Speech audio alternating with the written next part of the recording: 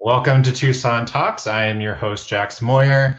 This web series is dedicated to the voices that make up our Tucson community, whether they have a presence as being a community connector, pioneer, staple, or just simply cool individual. The segment is presented by my company, Jackson Life Design, providing accessible and equitable coaching on life and career. For more information on that, please visit my website, jacksonlifedesign.com, or visit any of my social platforms. Those links are in the description of the video. Our guest today is Christian Biede.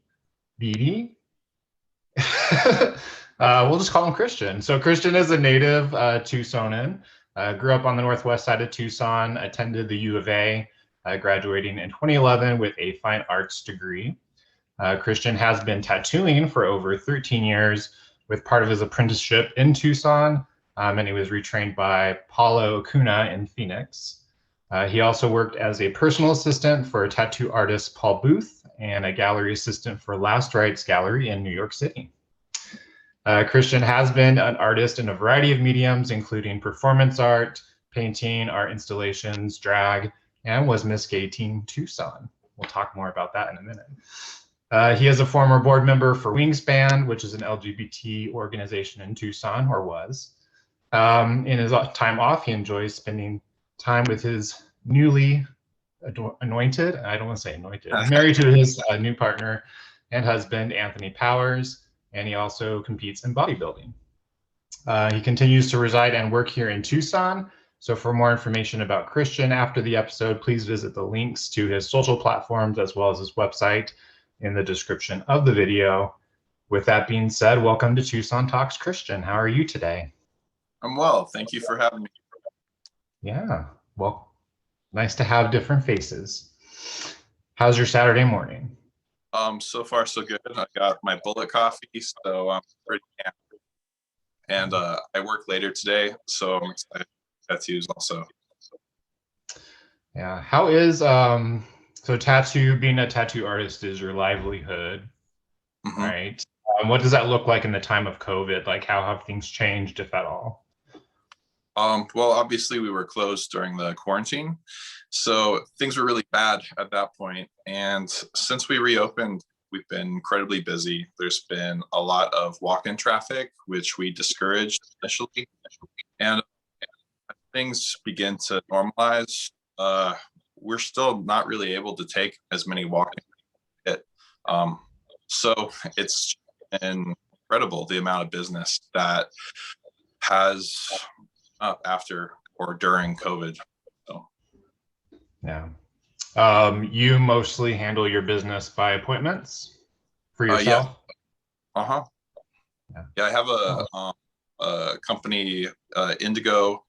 They represent tattoo artists around town, and they handle my booking, and it's been really good. So yeah. Well, I'm sure that helps you out, keep your life together. Yeah, I'm a space cadet, so it's nice to have people to keep me organized. Nice, very cool. So you're a native Tucsonan, and you grew up on the northwest side. What high school did you go to? I went to Yo, so it's like really far north on Oracle. It sort of looks at Push Ridge. Yeah, it's really pretty school. I kind of didn't appreciate it at the time. But now whenever I drive by there, I'm like, this is beautiful. Why did I not look at it the way I do now? So time changes perspective, that's for sure. You plan to stay in? Sorry, what? I said your high school. Oh, I was an East Side baby, so I went to Santa Rita. Home of the Eagles. Drive by Santa Rita now. I try not to drive by Santa Rita now. Well, A, because I'm not on that side of town as much, but I remember, so I graduated 2002. And back then, I mean, it was a pretty diverse school. There was a lot of different populations all represented on the campus. But from what I've understood since then, and it's been almost 20 years, I guess it's just become kind of a little bit more of a poorer school, and the attendance has really gone down. And I know it's been on the shutdown list twice for TUSD when they've talked about changing the school campuses. But I believe they started the JTED program, kind of like the trade school focus, and they created a space on campus for that. So I think that's really been helpful to keep the school thriving. But yeah, go Eagles. Proud of. Yes. Do you plan to stay in Tucson? I think so. Like, I definitely like you. Like, I feel at home here in New York, and wasn't different. I ended up missing. So No. You were cutting out a little bit, so I didn't hear entirely all you said.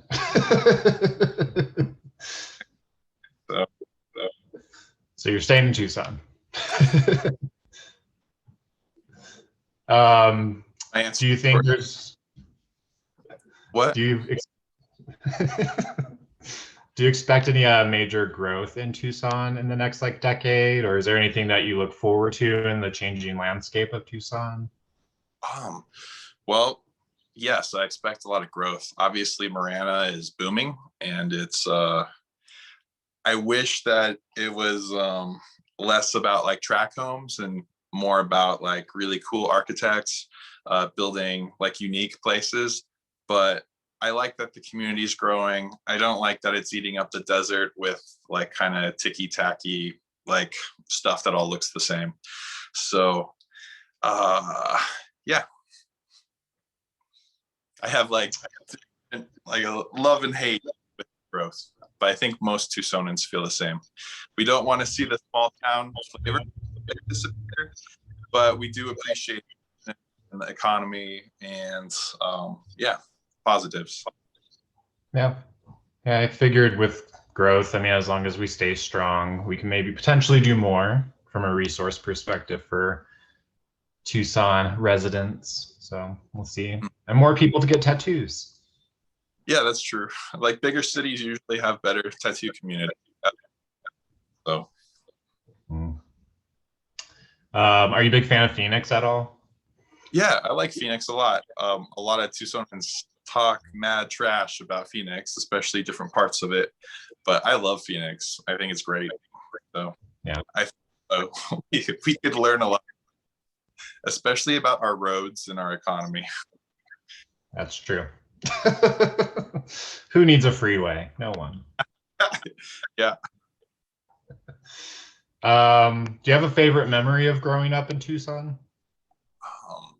Memories growing up in Tucson are, well, I can't even begin to like pick one, but just being able to walk out the back door and play in the desert from like sun up to sundown, like almost every day of the summer, like that's a pretty amazing childhood. And yeah, finding sand rubies, taking magnets in the wash, and like picking up all the stuff in there. Like what else? Playing with lizards. Yeah, all the memories. So mostly wildlife, like seeing jackrabbits, taking the dogs out and like jumping over the bushes, and amazingly not jumping onto a rattlesnake. Yeah, like great memories. So Rattlesnakes. Have you had many encounters with rattlesnakes?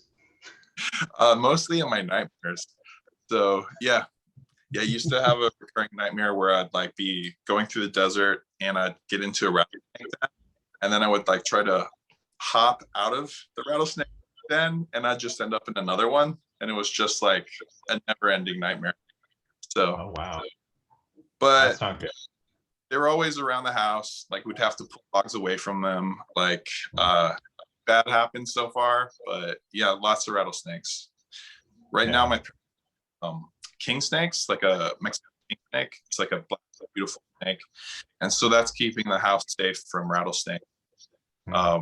Yeah, but I definitely have thought a lot about that species throughout my life. Yeah. You know, I remember like I didn't see a lot of rattlesnakes in the wild growing up in Tucson, And it wasn't until like maybe like 4 years ago, I think, I was walking Tumamock Hill Hmm. and I was coming down and there was a rattlesnake coiled up on the side right by the path. Whew, that was scary. It didn't do anything. I mean, it was just hanging out, but that's such a highly populated area, especially at the time of day that I was there, and I was not expecting to see just a random rattlesnake hanging out. But What time of day was it? it was like after 5, like maybe So around like probably sundown. enjoying the warmth from the asphalt. Yeah. Yeah. Yeah, usually on Tumamock, everybody with each other, like when there's a snake on. So, Yeah. Wow.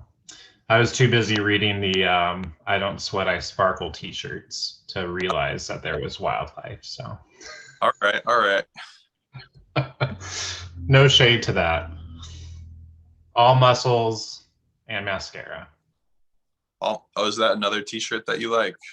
All right, I was cool. gonna start a project where I was gonna just like take pictures of the different shirts of Tumamock.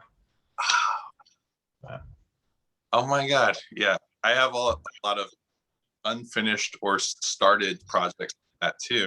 One, I wanted to, you know how they have the signs that have different you can see along Tumamock? I wanted to just like place tape like new on top of the existing ones with like fake animals like chupacabra, like that. And it was like the Latin name of chupacabra underneath and like a breakdown of the animal, etc. So not the that was, chupacabra. yeah. And I forget it, but the rabbit with the antlers, I can't think of his name. Oh, I know what you're talking about, but I don't know the name either. We must be desert boys. It's fine. Yeah. um, so you were crowned Miss Gay Teen Tucson. Yeah. What year was that? Oh, geez. I think it was 2003. So it was a long time ago. Yeah. Yeah. Yeah. Not much more about that experience. Oh, no, it was an incredible experience. So originally I wasn't, I was hanging around was, it was originally called like Queer Voice, I think.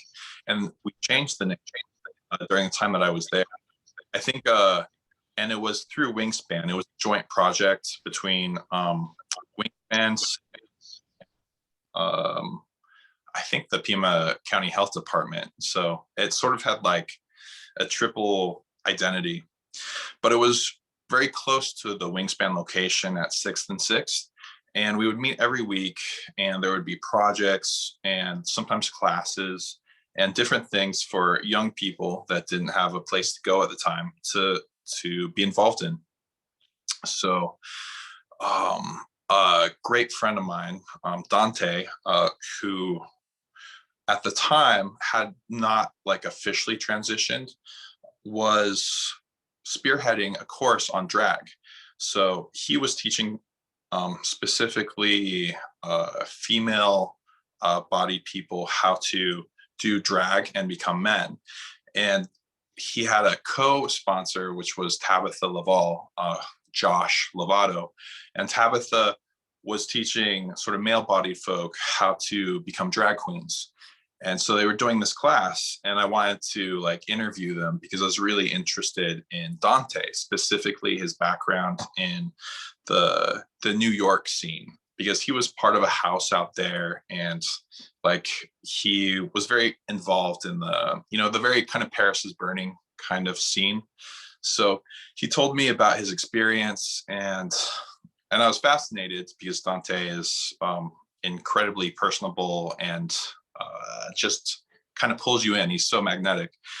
And like, he's like, why don't you just do the class? And I was like, okay, Dante, sure. Like, I will do whatever you say just because you're fun to hang out with. And so I learned a lot from Tabitha Laval, who helped transform me into a drag queen. And there was a few other of us that were involved in the class. And at the end of it, sort of, we had the pageant. And the pageant actually involved people that weren't necessarily even in the class. So there were a couple drag queens that I never saw them at the class, and they had other queens helping them. And so we had this incredibly big pageant at this, I think it was like the hotel. I can't remember what hotel it was, but it was a memorable night. It was definitely like a Cinderella kind of night where, like you feel like your whole life has been like the stepsister or the sister, that's sort of like behind the scenes, and then to thrust on stage and in the spotlight, and then enjoying the spotlight with the other queens and kings. I started this really great friendship with Johnny Dumel, who was who he won Mr. Gay Teen Tucson, and we would do a lot of performances together. And we actually went to the same high school. But not having been real friends in high school, just sort of peripherally known each other, and then become really close, performers, afterwards downtown, away from up, and actually lots of numbers with props and where we interacted with each other, which wasn't that popular between drag queens or drag younger ones. So, and that sort of propelled me to join the drag king troupe Boys R Us. So Boys R Us, I don't know, are you familiar with them? I'm not. So they were this super unique drag king troupe, and I used king loosely because they definitely had drag queens involved. For a lot of years, Janae Starr was an MC for them, and they also had bio queens, which are women that dress up and perform femininity. So yeah, which sounds like it's not that revolutionary, a woman dressing up and performing being a woman, but it was I get that, yeah. The different performances that these ladies did. And then we had bio kings, which were men that dressed up as men and performed masculinity. And yeah, it was awesome. So I was a part of that for a couple years, and then I retired to focus on other things. And Boys R Us went on to continue, and they actually brought IDKE, which is this gigantic international drag king conference that happens in different places. It moves, I think every 4 years, or I forget what the time span is, but it's the biggest drag king event in the world, and it happened in Tucson. And so yeah, that's Boys R Us group. Yeah. Wow. They were a little bit of education there.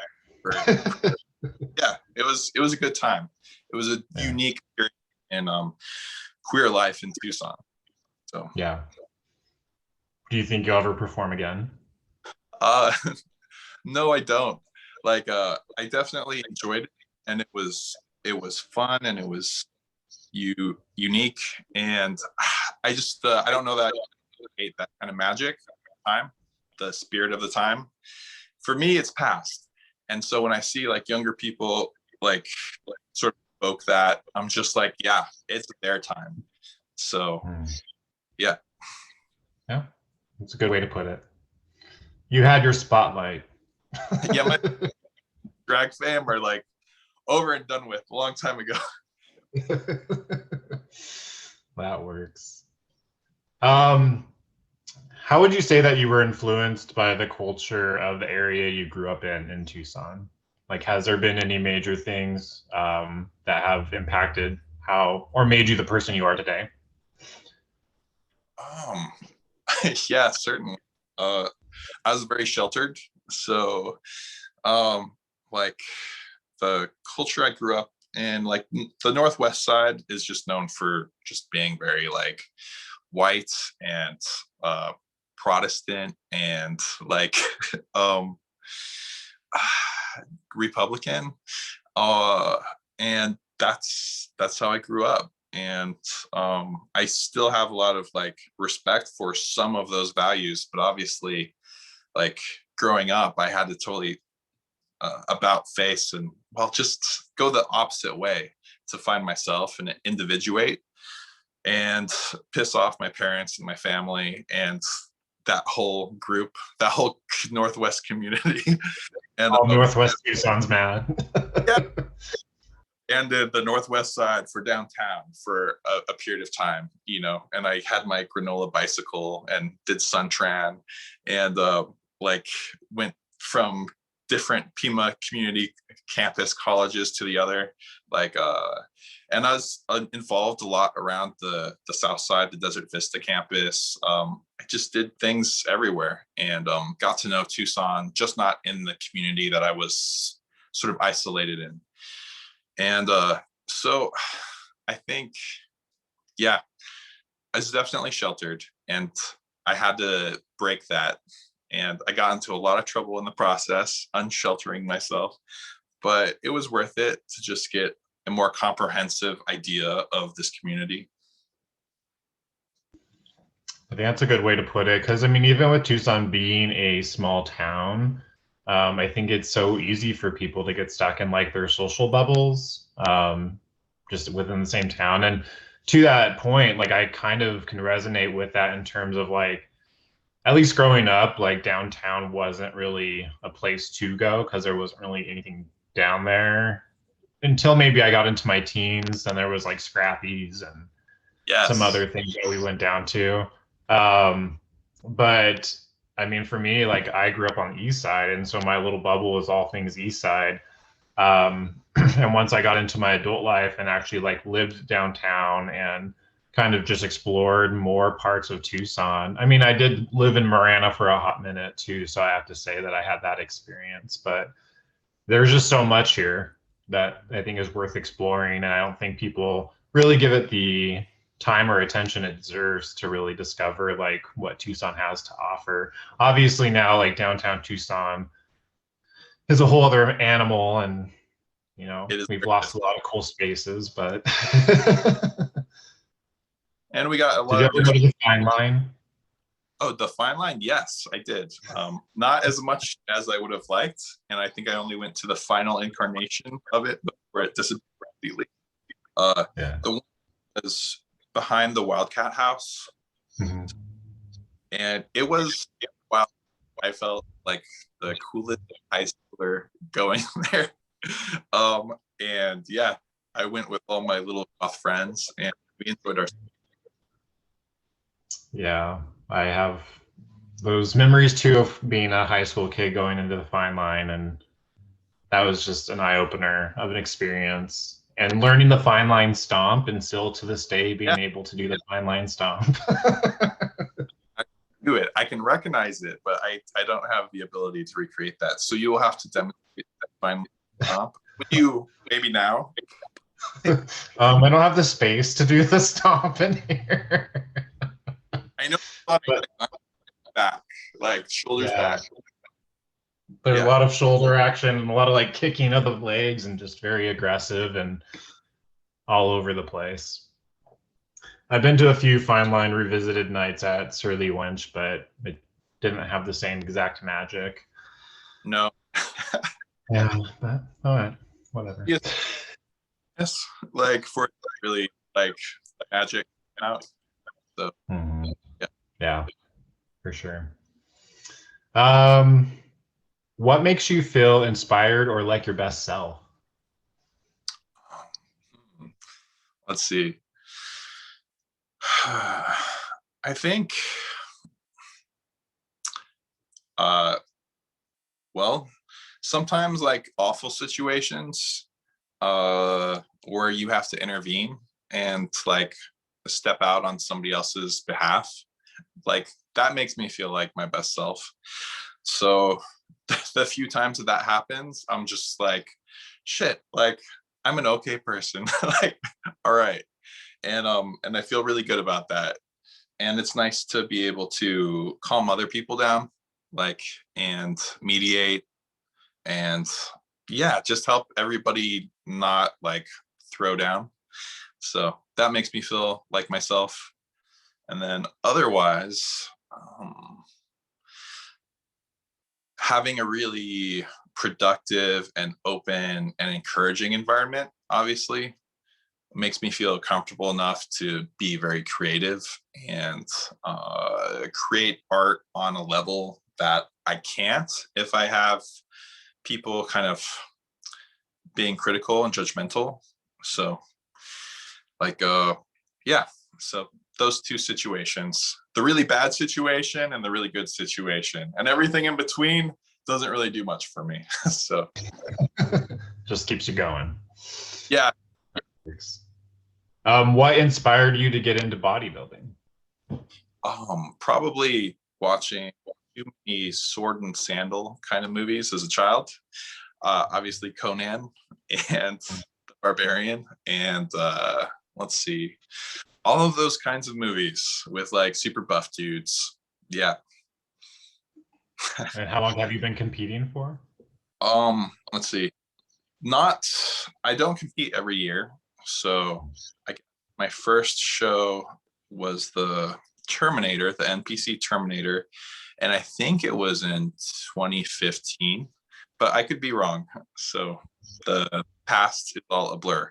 So I did the Terminator, and then after that, I did the Copper Classic in Sierra Vista. And then I did a show in California, the Lauren Powers Classic. And then I did a show not too long ago in Puerto Vallarta. And yeah, so that's a total of 4 shows. So definitely not every year. And it's a lot of prep and work. Yep. What's the worst part of prep for doing a show? The worst part of prep? Well, it can be how it affects the people around you. So, because you are, well, in my case, I needed to do like 3.5 hours of cardio on top of the 8 workout that which is usually an hour. So that's like 4.5 hours of the day in the gym. And when you're like dating somebody or you have people that depend on you for certain things, even just attention, suddenly you're not giving them attention, and it can be really strenuous on your relationships, your friendships, your relationships, your family. That is very difficult. Outside of that stress, I would have to say the stress of carb deficiency.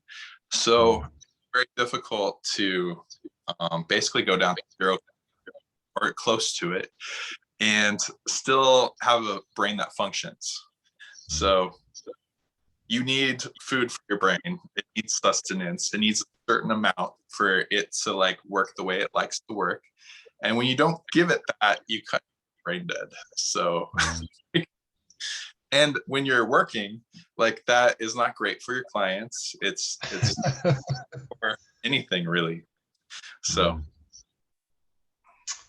That does sound a little scary.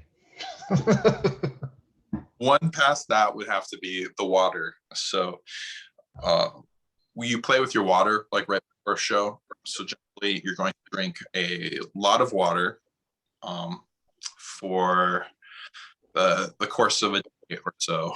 And then you're going to cut it. You're going to stop drinking water. The purpose is you get your body thinking that doesn't have to hold on to water, have to retain it because you're just drinking so much. And then when you stop, it just gets rid of it. It doesn't hold on to it. So usually it's like distilled water, so it doesn't even have like sodium in it for you to like kind of keep it. And then your body just gets dehydrated, which, you know, we live in a desert. Like being dehydrated here is not a great idea. So yeah. And then you get on stage. Well, basically your body gets so dehydrated that you water in your skin and you get what thick skin. So excuse the expression, but it's very thin skin that sort of reveals everything that's going on underneath. And it looks great on stage. In person, it looks really scary, like Crypt Keeper-esque. And then right before you get on stage, maybe you have some candy or a hamburger or something to just sort of swell back up and get really full. And and you don't feel great. So you just want to drink water. You want like healthy food. You don't want like the candy or the hamburger. It's great. You just ill. And yeah, and that's tough. So. Well, kudos to you for having discipline. Yeah, we're never kudos there, but yes, I do miss kudos. Like the kudos bars? Yeah, we always used to get them during like soccer practice or a soccer game, but yeah, bodybuilding competitions, it's like Skittles and Snickers and like Pop-Tarts. Pop-Tarts? Yeah. Wow. Base food. No judgment. But yeah. When you've been eating 3 months, stuff that just makes you feel sick. So yeah. Makes sense. When it comes to making decisions in your life, big decisions, are you one that patiently analyzes, or do you go with your gut? Let's see. I sort of, or maybe like overly analyze rather than patiently analyze. Sometimes I overanalyze, and then I try to make up for it by making a really spontaneous decision. So yeah, I don't do it one way or the other. I kind of do both at different times. Yeah. I don't have a overbuying strategy for every situation. I wish I did. So well, I think it's good to remain flexible, you know. Depends on the situation. All very situational. Mm-hmm. All right. So a couple of chit chat quick questions. So go with your gut reaction to the answers. What's your biggest pet peeve when you're tattooing somebody? Biggest pet peeve, I'd have to say personal hygiene. So like, yeah, I'm a smelly guy, so I try to like bathe before my tattoos, and even when I'm just tattooing somebody, and reapply deodorant and cologne lightly, and because I don't want to, like, I'm in somebody's personal space, and I don't want to offend them with all of this. I am grateful people have the same respect for me, and when they don't, like, it's hard to concentrate on work when you're just smelling somebody. So yeah, that sounds gross. Yeah, I mean, like, I can deal with gross, but the real important part is focus. And for our job as tattoo artists, we need to be incredibly focused to make as close to perfect as we're capable of doing. And when your focus is on an aroma or you know, like something like that, it is very distracting, and it's hard to get blinders to that. Right. Have you ever told someone that they smell? No, usually that's not my way. Yeah. Just grin and bear it. Like, sometimes I've told people that they could always like shave beforehand. I don't mind shaving somebody the day of the tattoo, but it is sort of like, if somebody is a really smelly person, I feel like telling them to shave beforehand sort of encourages them to maybe shave in the shower or something. So it's a backwards way of getting them to be cleaner. Yeah, makes sense. Oh no. Shit. All right. Hopefully nobody will be like, he asked me today. I must smell bad. No to self-shave. What's your favorite time of year in Tucson? Fall, definitely. And what do you consider fall in Tucson? What months are those? October, I suppose, when that really cold wind kind of comes at night, you know, in the evening. It just sort of gives you a chill for the first time after that incredibly arduous hot summer. Like, that is like the moment where I'm just like, we're gonna be okay. Like, we'll get through another year. Yeah, I had Diva on last week as a guest, and we have determined that Halloween is the official start to fall in Tucson. Awesome. Also, I heart you, Diva. So yes. Diva's a sweetheart. Oh, Yes, the only woman in the building, Diva. yeah. Do you have a podcast or TV series you're currently really into? I am not techie enough to have followed any podcasts ever. So TV series, I like so many. Let's see. Uh, I just have Netflix for the first time because again, I'm very behind. So, and it's only through my husband that I have Netflix. So that would not have been a thing otherwise. Let's see. I really enjoyed uh golly, the Politician. There were two Oh, yeah. seasons, and I thought that was a lot of fun. I like the characters. I like the dead character. I thought that was kind of cool. I It's a like good time. the moral conscious character or otherwise, you know, that's just Yeah. sort of one's imagination. Like even as far back as you have the two angel devil on your shoulder, like Mhm. I like that concept. So Yeah, I liked how they how they work through that relationship. yeah, Yeah, definitely. And I thought it very was fascinating that the main character, like, I mean, I assumed that he was like gay, you know, like, and it turns out that he was just straight. He was just drawn to that character.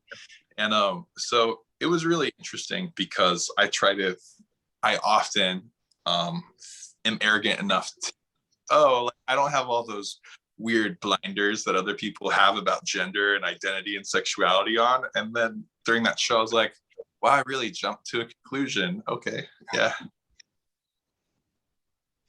well. I mean, do you watch Schitt's Creek or have you? I have watched it. Yeah.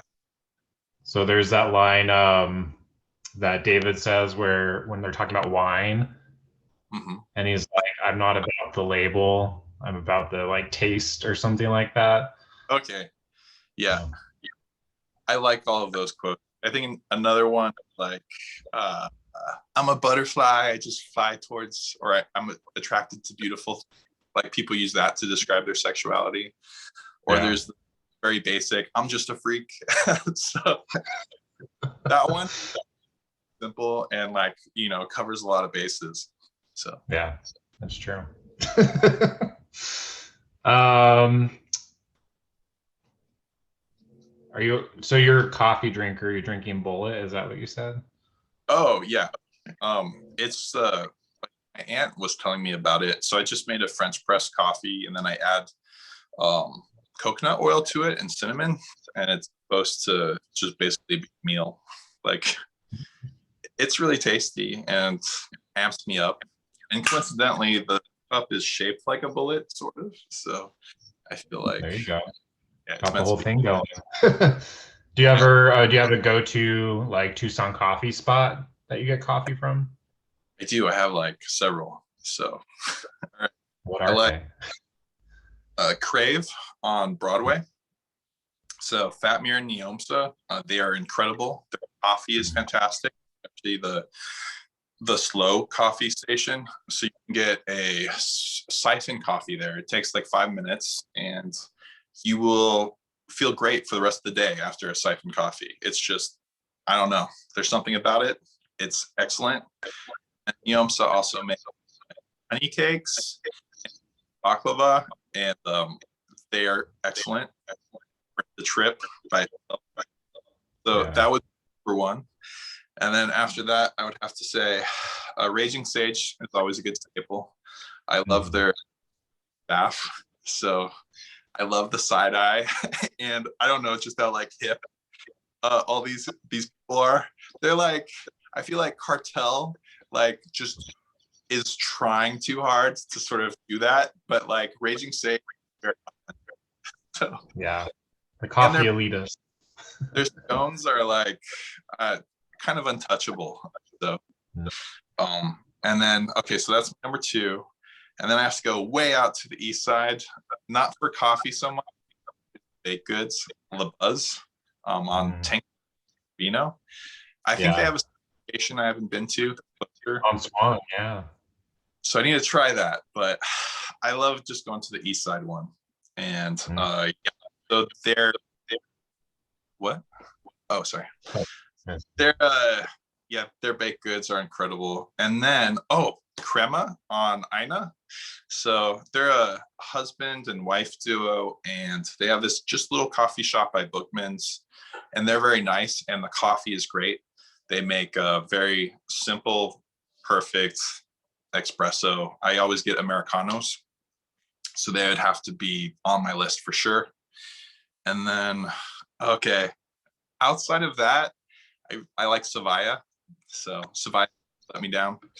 They have a good Turkish coffee that I just tried. Like, I think it's called, I want to call it kafeti, but I think it's just kafet. And so I don't know if you've had Turkish coffee, but yeah, and they have great Turkish coffee at Crave, actually. I serve it with the Turkish candies. So theirs is probably better. So yeah. I always feel like Crave is like underrated. Yeah, I don't think so. People that go there, they have a very loyal following. So yeah, good base. That's true. Tucson's a foodie scene. So for breakfast, is your scene more prep and pastry or like KG's West Side Cafe? Oh, well, I definitely go to KG a lot because I take my elderly friend there usually on Monday, and he is very specific about what he'll eat and not, and he likes people there, so we go there a lot just because I love KG's. And the staff there, they are so nice, and Mary makes these delicious pies that people should try. So the homemade pie. They have the not homemade pies and Mary's pies. Definitely try Mary's pies. And outside of that, I went to this place called, I think, the Teaspoon. It was at Casa Adobe's area. What's that? Is it like Casa Adobe's over by like Wildflower? Yeah. A waffle called the Hong Kong Bubble Waffle with like clotted cream in the center. That was delicious and worth it. And yeah, so breakfast is obviously Baja Cafe makes badass badass everything that they have on their menu is delicious. Yeah, it's tasty. If you had a last meal in Tucson for dinner, let's say, where would you go? Well, Poca Cosa, the breakfast one, actually, the little one. Yeah, I think is it Sandra or I forget sisters, but the one by the library has incredible breakfast, like pineapple basil make right there. Okay, so last meal. So I was going to say the green corn tamales at Poca Cosa, the restaurant that just closed, but it's no longer an option. So I don't know. Green corn tamales. Have you ever been to LaRua's or what used to be LaRua's on Broadway and like Euclid? Campbell. Broadway Campbell. I have not. Is it good? Yes. So they were there forever. And then because of the Broadway expansion, they had to shut down. So the city bought them out. But they actually have had a sister restaurant on South 4th called El Torero. And Mike Sr. and Mike Jr., father-son duo, they run LaRua's and El Torero. So they basically moved all the LaRua operations to El Torero and the menu and everything. And they, I feel like, always have had the best green corn tamales in Tucson. All right. I will make a trip. That sounds worth it. Yeah, it's good. So good. They just, they've been kind of on and off with COVID and being open or doing to-go only, but I believe they just reopened their dining room last week. So definitely check it out. It's South 4th. It's just a little bit up the street from Benedito. It's like on a side street. I think I want to say it's like 25th. but All right. delicious. Yeah. I don't know if they'll ever bring LaRua's back, but I mean, El Torrero's working. I just don't think that many people know of it compared to LaRua's because LaRua's was a staple on Broadway for so long, but we'll see. All right. Green corn tamales, that's where it's at. My opinion. Yeah, but yes, green corn is excellent. Yeah, for sure. If someone, so say I was visiting Tucson for the first time, like where would you take me to show like the story of Tucson, like to illustrate what Tucson's about? Like what are a couple spots you would take a visitor, first time visitor? Well, I think I'd have to like gauge the kind of person that you are first and try to figure out what you would appreciate or not. So, but my favorite places, I would say the Sinner's Shrine is excellent. So El Tiradito, I think it's called, and people like little notes in the wall, and it's not unlike the Wailing Wall, but I guess very different from the Wailing Wall because it's super tiny. It's just you could walk by it and not even notice it, and that's actually one of the things I like about it.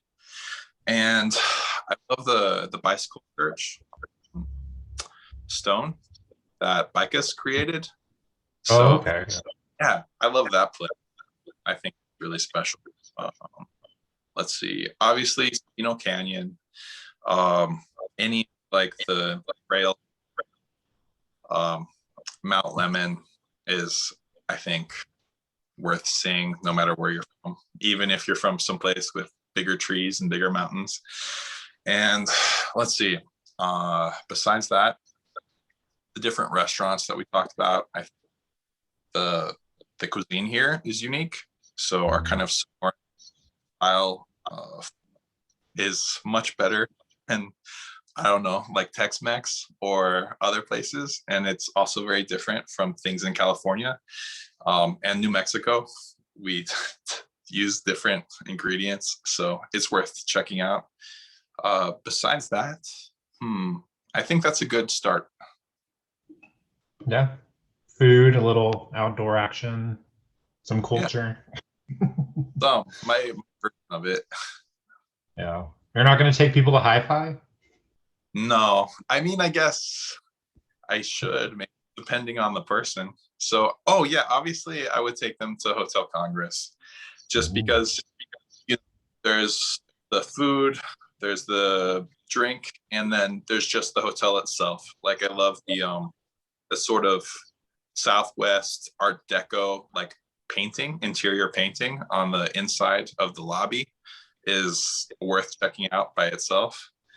And yeah. Hotel Congress. Whoop whoop. Yeah. I'm trying to get Barb on here to be a guest, but hasn't happened yet.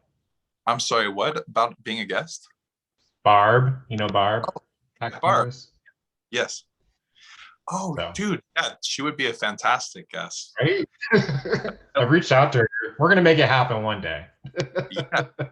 She is, if anybody doesn't know, like her roller derby name is Barbicide. And she is a badass roller derby lady. So, and she balances being so aggressive and badass out by being so nice and friendly. So, very unusual bar. She's a very unusual bartender and unique Tucson personality. She's just her own person. So yeah. She's so unique. Yeah.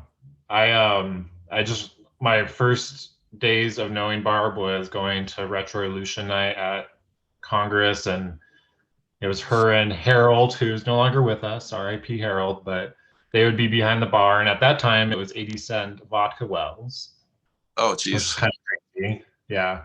But Barb, she just has such a tough exterior, and I get it, like being a bartender and dealing with these people, she just has to have that. But a few years later, I actually got to know her a little bit better, and she did my hair a few times because she's at Metropolis. Yeah. And I remember just talking with her, and she is such like a sweetheart. And I'm just like, you scared me for my younger adult years at Club Congress. I'd be tough, except for like roller derby. So, and I used to work with her. Like I used to work at a Hotel Congress security, and Okay. and somehow I always missed seeing that tough side of her, or I chose not to see it because I don't know, as far as I'm concerned. So Yeah, she's great. yeah, and yes, I miss Harold too. I know. Harold was so just, he was a Yeah, treasure. yeah, he was incredibly tall and lanky and just very matter of fact, nice and fun. I don't know. So many Yeah, people left us over.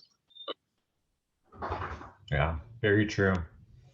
I don't even know, like, I haven't been to Congress in a couple of years. Like, I don't even know what their nightlife is. I mean, COVID Yeah. obviously has impacted it, but Oh, they're still putting on performances and things. I haven't been to any, and I'd love to go.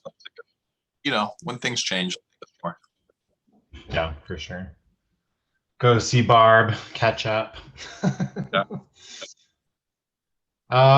Cool. A couple things to wrap up our episode. I give our guests a moment, which I call a soulful plug, not a shameless plug. But is there anything that you want to plug, business related? Anything that you want to shout out? Not that I can think of. Yeah. Outside of all the businesses that we plugged in the process of this, the different restaurants and venues. So yeah. Should people come to you to get their tattoo? They should come to me if they see my work. And speaking of which, like, how are your poppies? Well, the poppies have healed very well. Ah! See? Boop, boop. Yay. Yeah, Oh, they're doing great. Very pleased.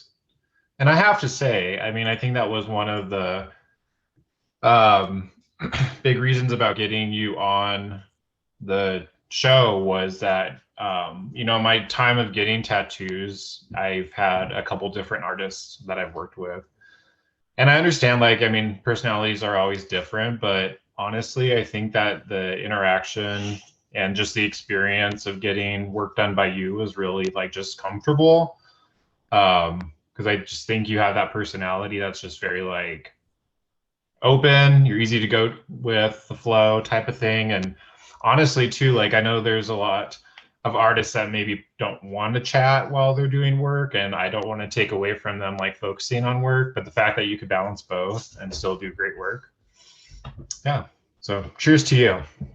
thank you. Oh, Now we have another dog in the mix. This is Luca. hi, Luca.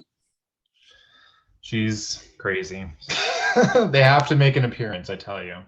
I meant to, have you thought more about your drag persona, or are you going to, we talked about that during your session, and I was praying that you were going to, work towards that. Who's interviewing who here, Christian? Just kidding. All right. No, I'll answer. Actually, I talked about this with Diva last week. Good. Because I mentioned her, because I mean, I've been talking to Diva forever about it in like a serious but fun fashion. And I had mentioned about getting work from you, and I said, we talked about like the name or whatever. You recommended Bella Slay, which Diva was a big fan of. But I have this like, it's a long story, but I was watching a trashy reality show, and one of the characters on the show was named Devora. All right. And I've never heard of Devora before. But I've also, and I don't know if I told you this, but I have this thing with Mandy Moore and her song Candy. And there's a breakdown in the song where she like is talking under her breath, and then she says at one point like "Love always, Mandy," and I wanted to like work that into a song with like my performance, so I went with the name Mandy, but like man apostrophe D, Mandy. And then Okay. when I came to Devora, I was like, man, Devora. Okay. It's a lot. I know it's a lot. Well, no.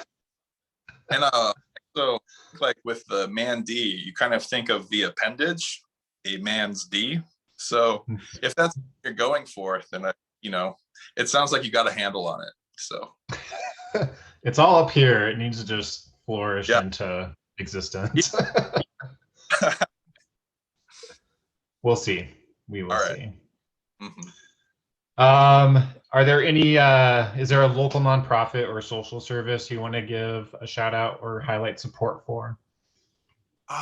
Again, there's so many. Obviously, SAFE is the first one that comes to mind. They ended up taking on a lot of the programs that WingSpan used to have and no longer does because they had to be absorbed, sadly, because of funding, etc.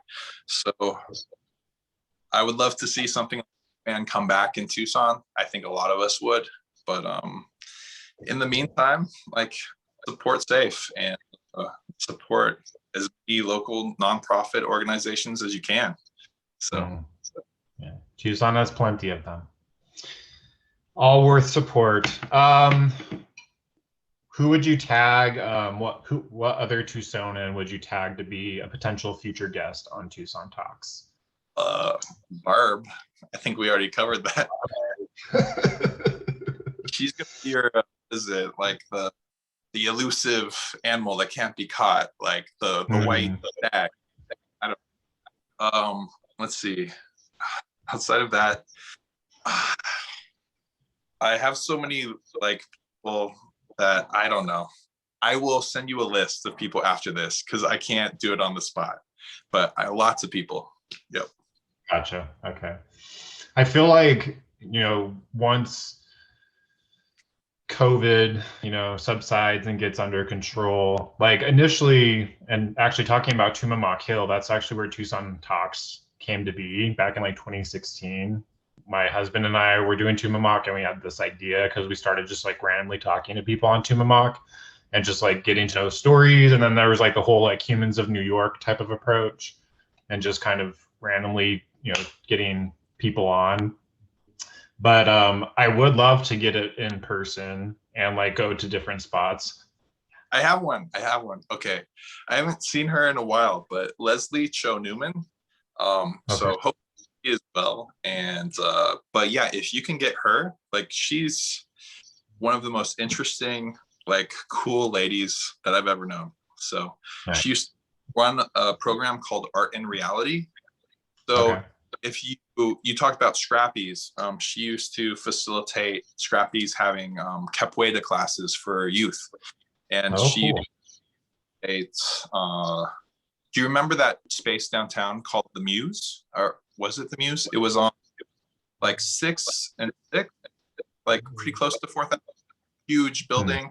They had like auditoriums or like basketball courts and stuff. Okay, vaguely, yeah. They did DJ classes. They had classes on building floats for the All Souls procession. All of these different classes that, the interest was sort of gauged, and then they created the classes. And so she ran all of those programs and taught a lot of young people a lot of cool skills. So yeah. I will look her up. All right. And she's herself. So, she's a what? A pretty great capoeirista. I'm probably Brazilian, or my Portuguese is terrible, so I'm floundering over that pronunciation. But yeah, she's a badass, a real malandro. Sweet. Shout out. We'll get her on. All right. Yeah. But I feel like with Barb, like once I can start doing like things in person and doing episodes like in person where we're together, I think that's going to be where Barb's going to happen. Yeah. Go down to the club and like interview her there. Do it at the bar, like during the day when there isn't much background noise. So yeah, for sure. I'm excited. Oh, what about Tiger? Right. I know, right? That's would be legendary. Is he well? Is he doing okay? To my knowledge, I could be wrong. So Yeah. I feel like there's like an ebb and flow with like Tiger and his resiliency. I think he'll be around forever. So Yeah, that's true. Like, yeah. all right. Well, we are wrapping up our episode. I want to give you a big thank you, Christian, for being on the show today and sharing your experiences and all things Tucson. All right. Interesting. Yeah. Yeah, you did well. If you need tattoo work, I'd suggest checking in with Christian and see if you vibe. And I'll put his booking information in the description of the video, and as well as his website and all his social media channels. And until next time, viewers, stay well, stay focused, and stay connected. We'll see you next time. Thank you. Bye.